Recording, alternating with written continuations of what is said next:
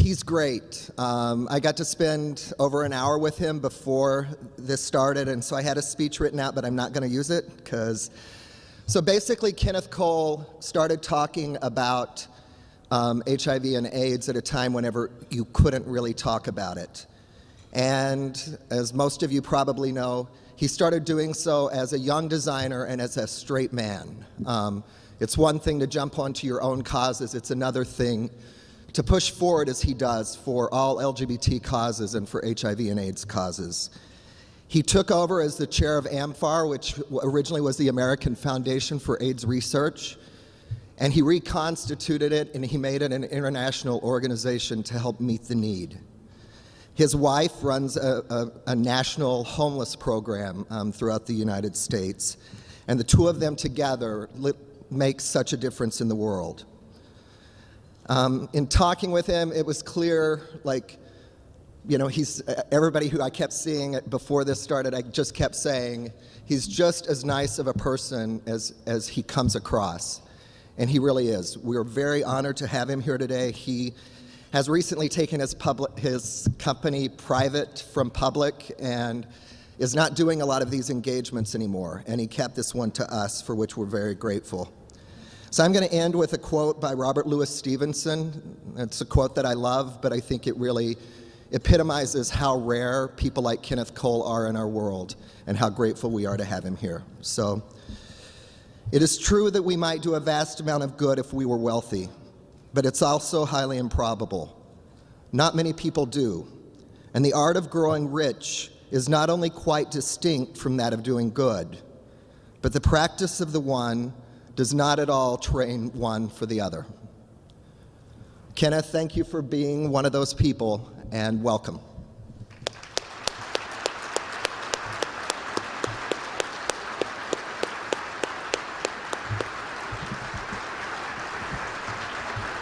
There you are.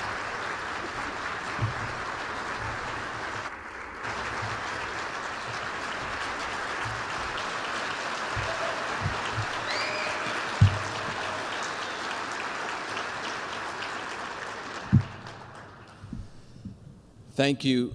It's very kind of you.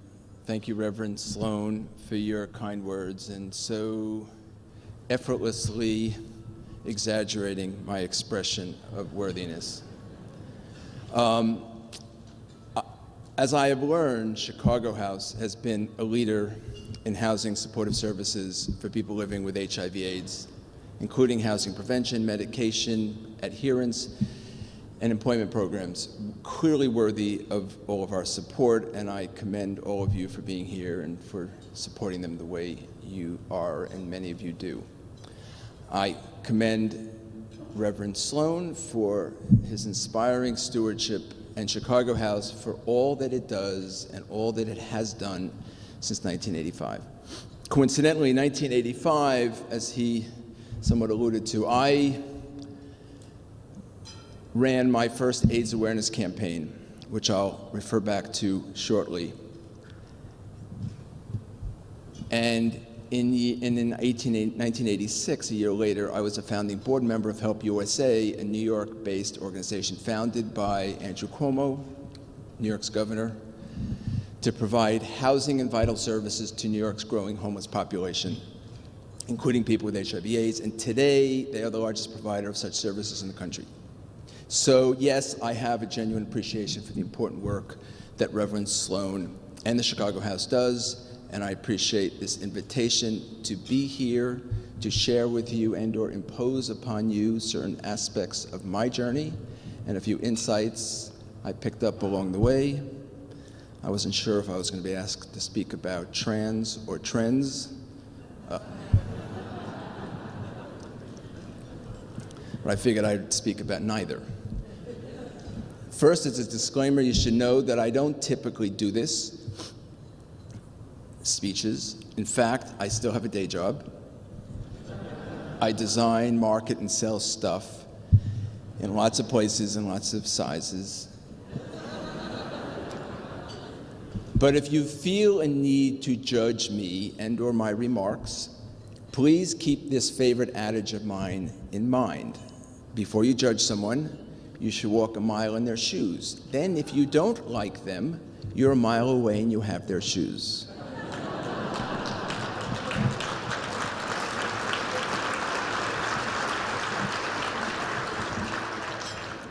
Now, for purposes of context, I started on my path as an aspiring lawyer who was intrigued by design and went on to become a designer/businessman, a brand, a frustrated activist, and a deficient social networker in search of friends and followers, just in case you are looking. I was asked to tell you about how I started my business. It's kind of an interesting story, I guess. Cheryl gave you a sense of it, but I'm thinking it might be useful to create the bigger context. So bear with me shortly. I started the business in the early 80s. I was 11 at the time. And we were in the midst of a recession. I had little money and very little time, and I knew that a majority of startup businesses don't survive the first year in business because they run out of capital before they can generate enough cash flow. I needed to get started, but first I needed a name, so I had to quickly create, because I had to create business cards and packaging stationery and register for an upcoming trade show. So I couldn't take the chance of making up a name and hoping that it cleared trademark authorization in months to come.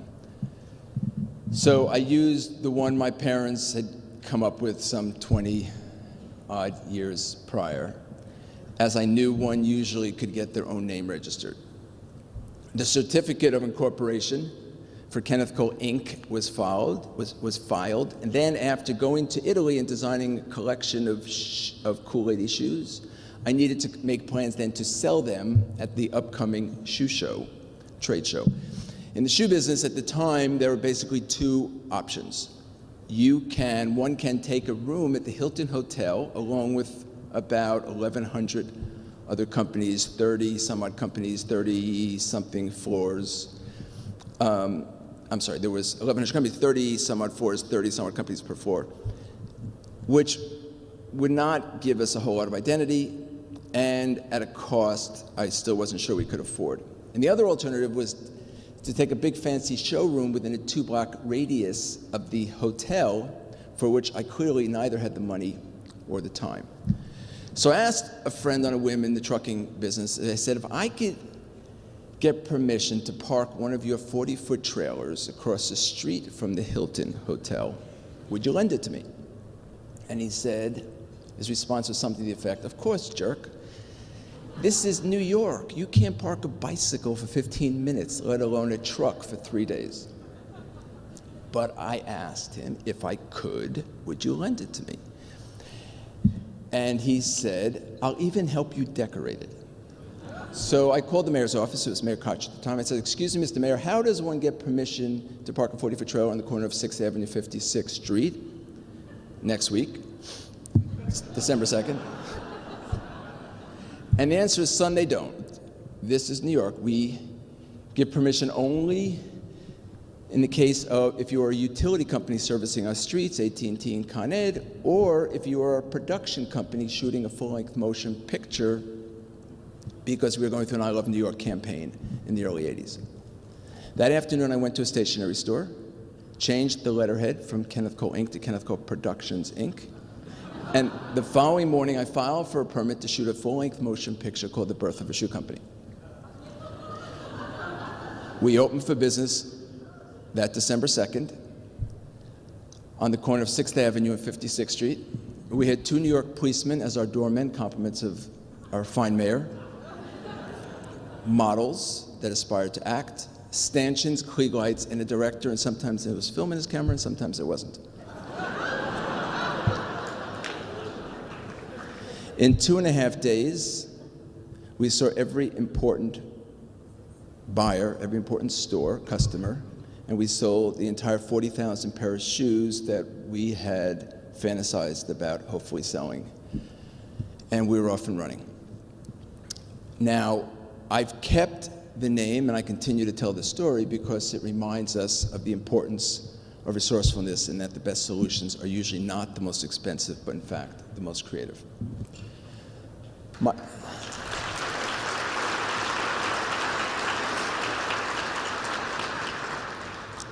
My goal was always to design and sell cool products for cool people.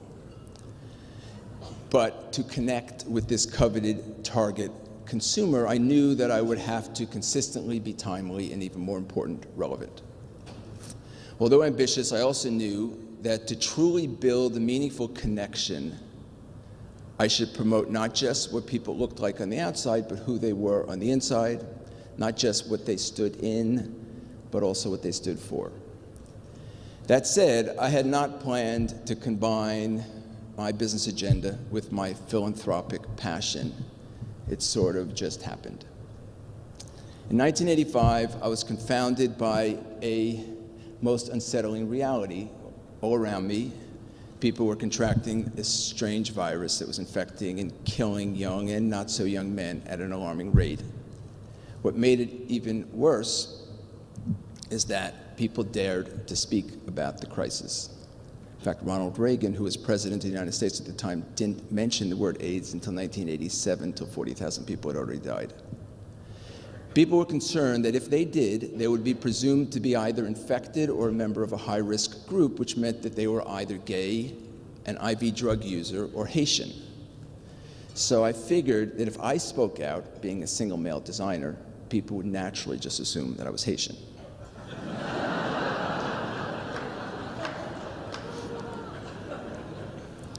But maybe because I wasn't a member of any of these groups, I was comfortable doing what I did. I'm not sure why. And with the help of Annie Leibovitz, we ran an ad featuring esteemed models and children to raise attention to the fact that nobody was speaking about this devastating stigma connected with the disease. People rarely feel threatened by beautiful women, and everyone loves all children. We don't learn to hate them until they get older. In the last 30 years, over 30 million people have died from this pandemic, even though we have known throughout how to contain this virus. It's basically clean needles and safe sex. However, interestingly, it was illegal to advertise condoms at the time, as well as to distribute clean needles. So we ran an ad, another ad, this time with the image of a condom, but with the branding removed, with the message, "Shoes are not the only thing we encourage you to wear." And at the bottom it says, "Support this research." There was a slight risk, because the logo was removed, that people might confuse the picture for a graduation hat, but we took the chance. I also, a little later, in 1987, I joined the board of AMFAR, the American Foundation for AIDS Research, the largest research organization in the world, I think at the time, private, where we introduced the first needle exchange program in New York State. In 2002, I became vice chairman of AMFAR, and in 2004, I became chairman. As you may know, largely due to research, there have been extraordinary breakthroughs in the world of HIV/AIDS, many in the last couple of years, mostly on the prevention front. We now know how to virtually prevent the spread of this virus. People at risk, men and women, gay and straight, pregnant women, and their unborn children can keep themselves HIV negative. It's a big breakthrough. Incidentally, AMFAR-funded research is partially responsible for 4 out of the 6 classes of drugs today that are allowing people to live relatively healthy lives. Besides HIV/AIDS, as a company, we have used our platform to initiate a dialogue on other divisive subjects most mature and respectable public companies would think twice about, such as the plight of homelessness during a great period of affluence, a woman's right to choose, the impact of guns in a civilized society, and marriage equality. Although it was never why we did this, at the end of the day, I believe we have connected with our customer in a far more meaningful and profound way than we had ever imagined, and in a manner that will assuredly survive any one collection of shoes or handbags. That said, have we offended some customers along the way? I'm sure we have. But I also believe that we have engaged others more meaningfully than we would have been able to do otherwise. We, like all corporations, struggle with finding a balance with dealing with the perceived interests of all of our stakeholders. The underlying question is, do the interests of associates, clients, consumers, and investors conflict?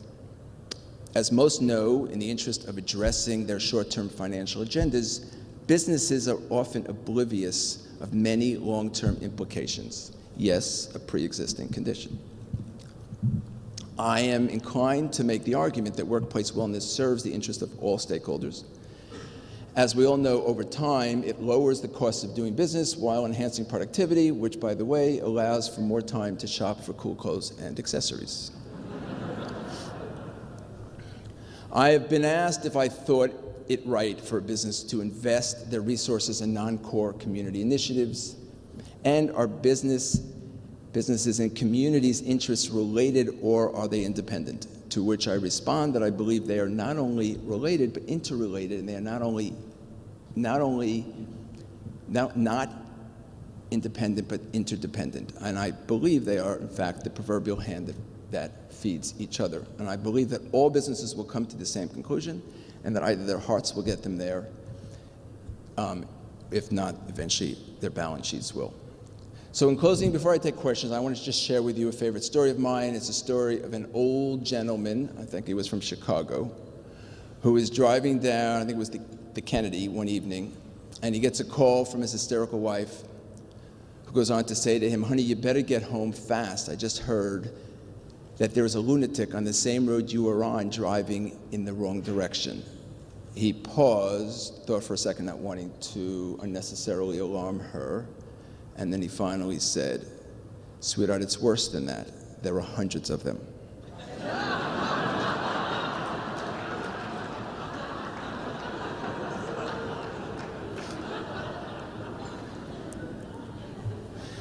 So probably like many in this room, I have often felt like that lunatic.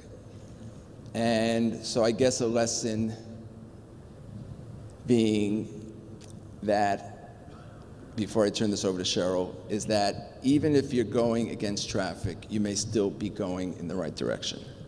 So I suggest you keep your seatbelt fastened and dress for the occasion. Thank you.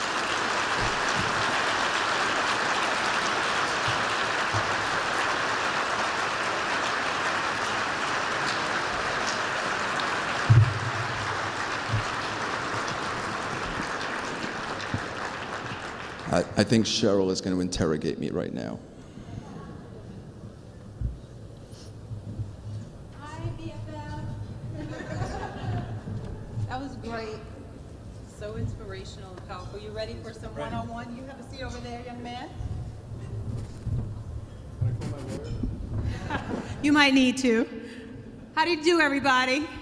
Let's give them a warm Chicago welcome. Let's show them how we do it here in Chicago and show our appreciation. We also want to send a shout out to Mark Ishak, from the CEO of Thresholds. Where are you? Where are you, Mark? Are you here? And the fabulous Trish Holloway. Where you at, baby girl? I saw you checking in. Can you stand up? She was featured in the video, everybody. We want to see what fabulous looks like on a Friday. You didn't know I was going to do that, right? Yes. You need to see what joy and inspiration and motivation. I like those guns you working, girlfriend. And the dress. Your story was powerful. And I'm sure that's one of the reasons why, in the midst of all the craziness going on, you managed to make it here today. And you were talking about AIDS and HIV when it was not popular. And I think about Bill Clinton, who was the speaker 2 years ago, and I remember Michael Jackson singing. You guys remember it, 1993, singing Gone Too Soon. He was dedicating this to his friend who had died. It was when people weren't talking about it. His friend in Indiana, and he sang, and people really got a gist of what it was all about and how important it was to know what was going on with people who are living with AIDS and HIV. So we thank you for coming out when people were not coming out, and supporting Chicago House, and supporting We All Have AIDS in 2005 when people weren't doing that. So let's talk about some of the reasons why you came here today. You gave us a little bit of insight. I think it's so powerful. 40,000 shoes. I might have a pair of those. I don't. And I, too, was a child prodigy. You know, I'm 20 years celebrating at ABC. I was like 10 when I took the microphone for the first time. So we're like really doing this. We got a lot in common. I like shoes and handbags, and you make them. Thank you, Imelda. Well, when Chicago House called you, like you said, your company has gone private for the first time, and you're a very busy man with a day job and a family. Why did you feel compelled to answer their invitation and come here?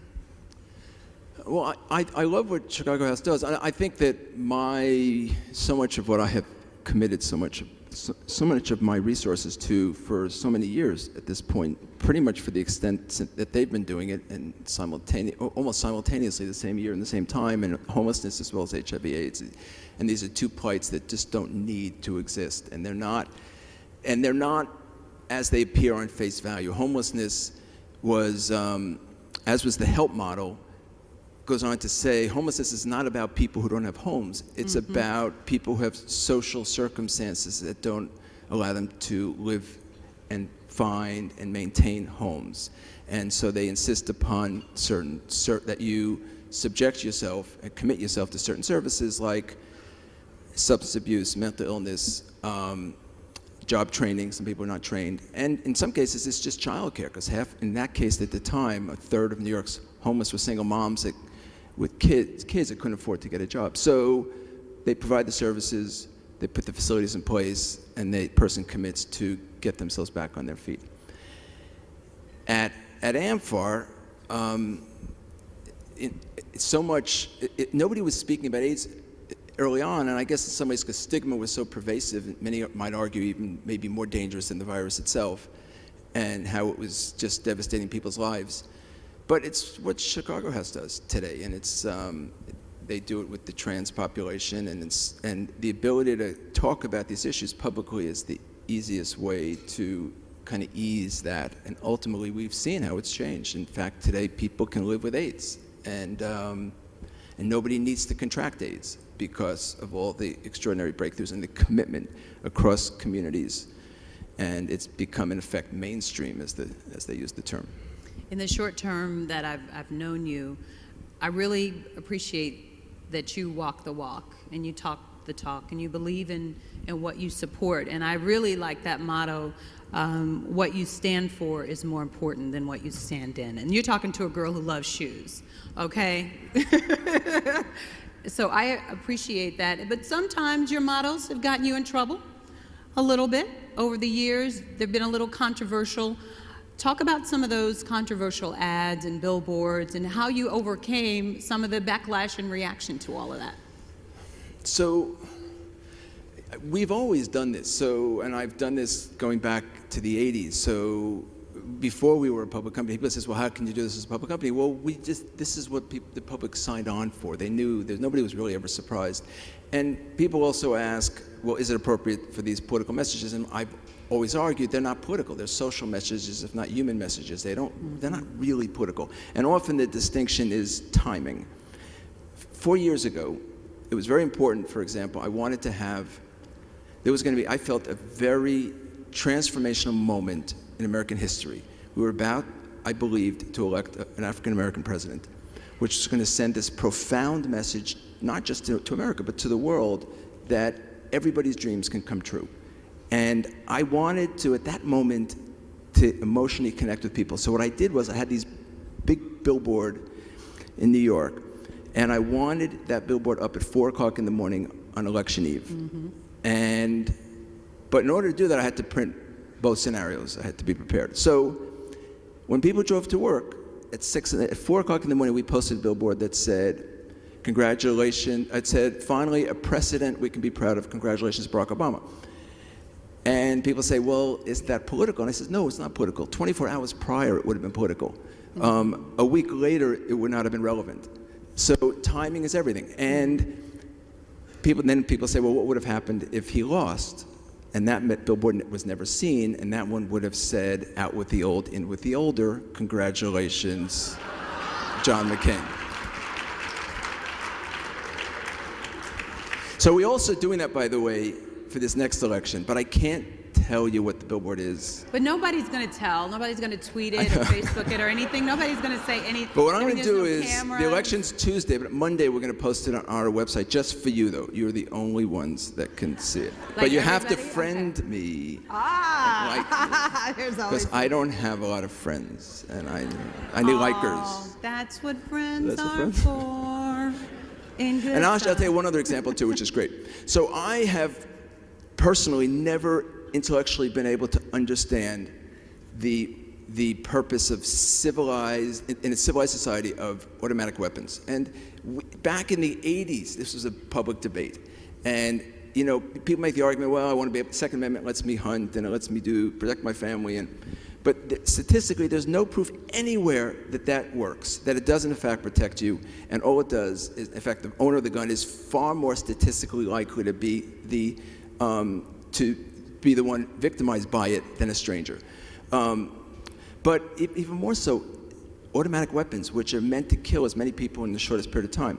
So we ran an ad at the time which said, we neither condone the right to bear arms or bare feet or something. And then we had a picture of the gun. And we started over time getting all this really aggravated responses from an audience that are very mobilized from the NRA saying, how dare you question my right to bear arms? And I didn't think I was, because actually if you read the words, we were very careful in how we stated them.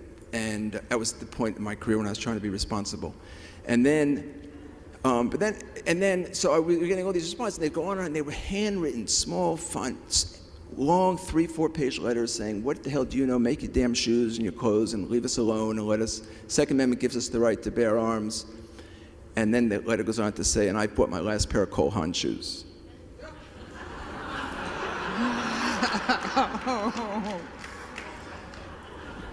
And I said, well, if that's the price I have to pay. Okay. So are you saying you make these statements because you're trying to make a statement? You really believe it? It's a marketing ploy? What's behind and what's the inspiration? I just think some of the tweets you've sent, you got in trouble for. Yes. In other countries. Yes. But so look, I just have found there's this wonderful opportunity sometimes to connect with people in meaningful ways, but I know there's a very fine line in that what is meaningful today may not be tomorrow, as the example I just said earlier. So I've probably missed that line a couple of times, but that's invariably going to happen when you do it as often as we do. But I have, overall, I think I wouldn't take it back. But people, and you have no regrets, and that's a beautiful thing. No You're regrets. confident in what you've done, and you believe in it, and you do it. No, because look, it's I know that we don't connect with everybody, and I know we've offended some people along the way, but I do believe that a sophisticated consumer, a contemporary consumer, is far more inclined to say, you know what, I don't agree with him, but I respect that he had the courage to say what he said, and not likely to change their shopping and consuming habits as a result of it. And the ones that buy Cole Haan shoes might, and we'll deal with that. Well, I wanted to ask you about some of the up-and-coming designers. They might be in the room. People knew you were coming. There are a lot of great designers here in Chicago that make wonderful things, and I'm sure they're here. What do you think about the style, their commitment to public service, and believing, like you're old school, you know, you came from hardworking, you know, making up stories. What was the name of that movie, The Making of a Shoe Company? What was your fictitious production name of the movie? It wasn't fictitious. Oh. It's on file in the mayor's office. It's called The Birth of a Shoe Company. The Birth of a Shoe Company. That was it, yeah. It hasn't been produced yet. So there was a movie? Oh, were there cameras? I don't recall the cameras being there. And there was real film that was taken. Oh, there's film. It hasn't, the editing is still in progress. Is it like in the Smithsonian somewhere? Like we really? have it in our archives. It's really? Yes. Okay. We actually, next year, we're turning 30.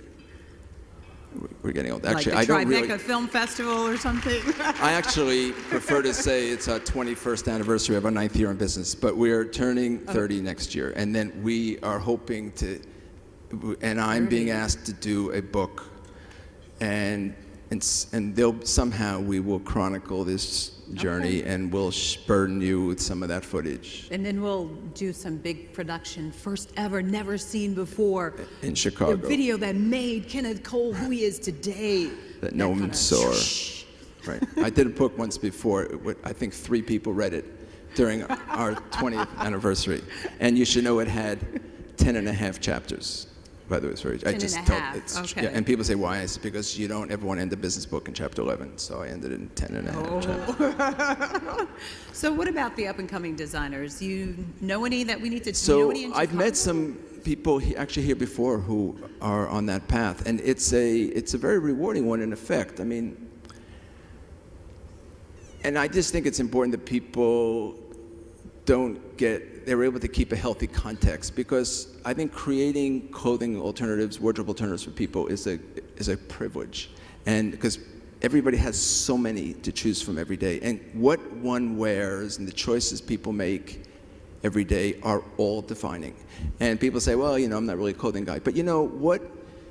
Most of the people you encounter on a given day don't get to know any more about you than how you present yourself, which you do on your terms, totally unedited. Mm-hmm. So it's very powerful. But in the other regard, if you're sick and if you're in New York right now in Lower Manhattan and you just lost your home and you don't know how you're going to get through tomorrow, it doesn't matter a whole lot. Yeah. So the goal is, if you can create a healthy context, I just urge people to do that. And clothing is great. Fashion is amazing. It changes every 15 minutes, and what's fashionable to me not be to you, and what is today won't be tomorrow, but which is why it's so energizing. And it's relentless in its call to focus and to excel every day. Yeah. And it's wonderfully rewarding, but it's extraordinarily penalizing. But you have to be focused, but you can't lose context. Be focused. I have to tell you, Kenneth Cole told me that 20% of his workforce was affected, and many of them are staying at the warehouse because of Hurricane Sandy, and you're making it through. Before we open up questions to the audience, I want to ask you a personal question. We saw George Lucas sell his Lucasfilm to Disney for $4 billion, and Bill Gates wanting to work on his own personal projects. How about you? Are you at that place in your life, your company's now going private, that you want to work on personal, you want to work on the birth of the shoe company? You really want to complete that finally? I've always sought to find a balance. Okay. And I think it's what we all try to do. And we all try to find that balance between personal and professional. And everything's kind of working at the office, and you're feeling very appreciated, and you're feeling accomplished, and you go home and it isn't quite that way at home, and sometimes it's great at home, but then you go to work and it's just sort of work. Because the goal is to find that balance, and how do you get both efforts kind of working at the same time. And so, it's what I do, it's what everybody's doing, and right now I'm focusing a little bit more back on the business, but I'm also continuing to run AMFAR, and we're truly have changed the face of HIV globally, and I have lots of opportunities, I feel, to affect people in meaningful ways, and I rarely don't seize them.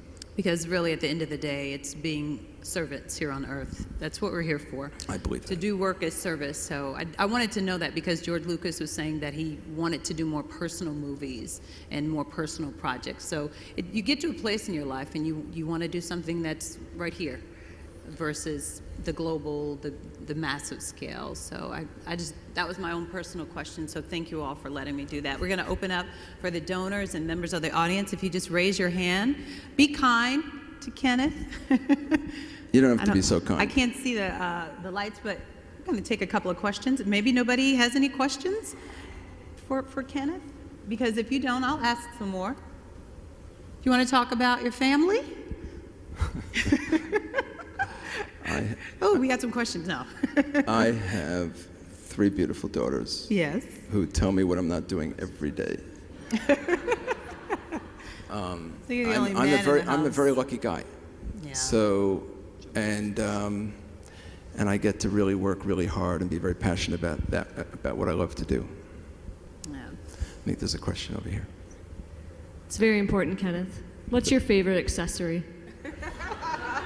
Thank you for asking that. My 3 daughters. Wow. Great choice. I like that answer. The first question is always the hardest one. There we go. Okay. Hi. I think it's really amazing that you, as a company, you step out almost onto a ledge and force people to take notice of the causes that you do. Do you think that it's important for you, because you're leading the fight, to take a stand and make other companies step up? You know, I have a problem with the notion that we're saying it, but we're not doing it. And that, you know, I've never really just attached my name to something that I didn't also attach my resources and myself to. So, and then early on, I did an ad about AIDS, and then I felt, you know what, I have to give more of me than just that. And it felt, and the more I did, the more meaningful it was. And what started initially as almost a business marketing campaign to talk about something that I felt our customers would appreciate our courage to do, it became a personal crusade very quickly. And I realized I was afforded this privilege to be a messenger of a very extraordinarily important message at a time when few would. So, but I don't in any way suggest that what we're doing is better than anybody else's, and there's a lot of people that do what they do with the resources that they have, and it works for them. And people that do more than we do.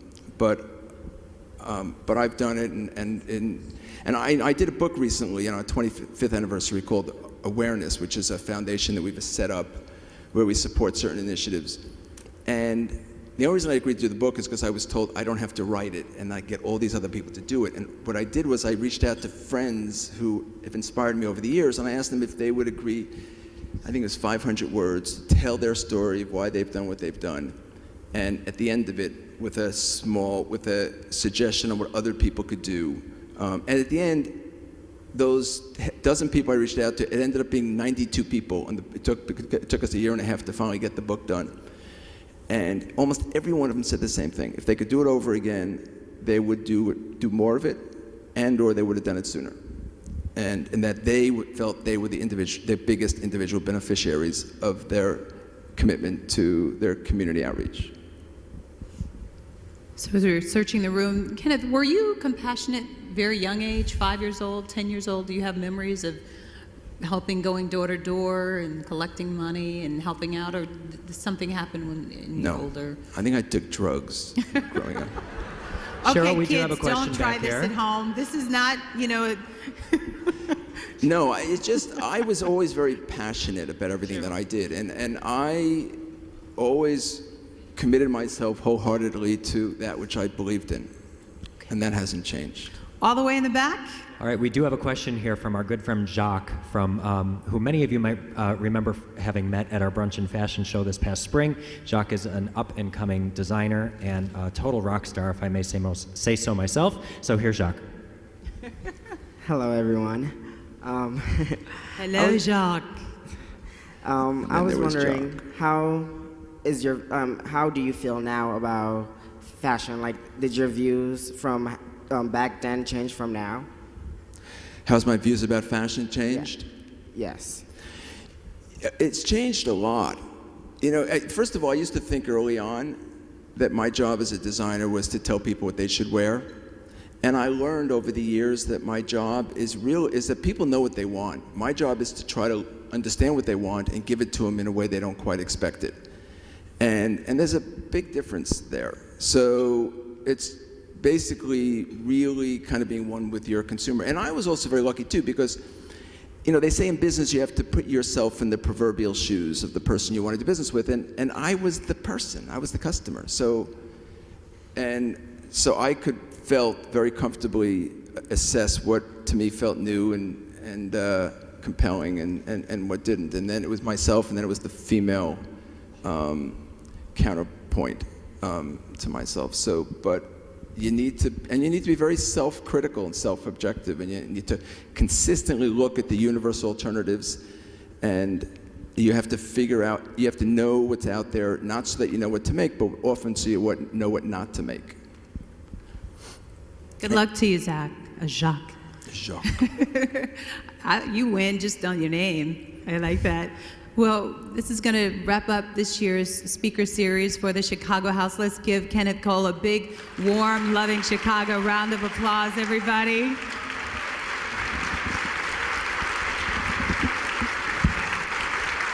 Such an honor and a privilege to have you here today, especially in the wake of the aftermath on the Atlantic coast. So I know it wasn't very easy to get here today, and we appreciate it so much, and we appreciate each and every one of you. This is Fabulous Friday. You could be anywhere else in Chicago, but you're here to hear the inspiring and motivational words of Kenneth Cole. I hope everybody goes out today and does something different in a positive way that will change and affect somebody else's life in a way that reminds you of what Kenneth Cole has done for many, many years. And we also want to remind our guests that every donation today, so every donation you make today, whether through the TLC, Paddle Raise, or to any of the Chicago House life-changing programs, now through January 2nd, will be matched dollar for dollar by the Chicago Sun-Times Foundation and the Chicago Community Trust, up to $25,000. Please locate an envelope near you. And this is the season of giving and the spirit of generosity. So may we all leave today with a different mindset. I hope we learned something from Kenneth Cole. Thank you all for watching me for 20 years and allowing me to come into your homes. I thank you for that. And I hope you keep watching 20 more years if I'm allowed and blessed to have that opportunity. So thank you for that. And I wish you safe travels. And real quick, you've got two ribbons on your collar there. I've never seen it with the two. This was actually a ribbon that we had designed in conjunction with MTV